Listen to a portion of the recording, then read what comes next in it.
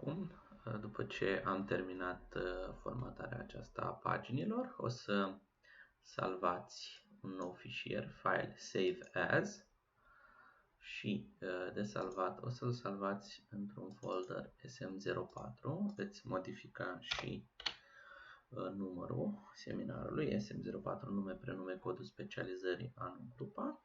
Fișierul va fi cu extensia ODT și rugămintea mea este să îmi trimiteți pe e-mail.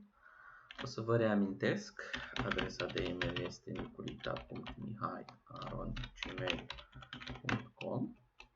Subiectul e-mailului o să fie același cod, respectiv SM04, nume, prenume, specializarea, anul, grupa, da?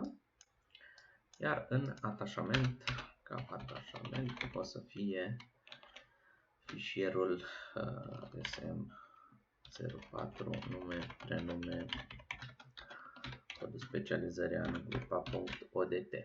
Cam asta e pe ziua de astăzi. La revedere!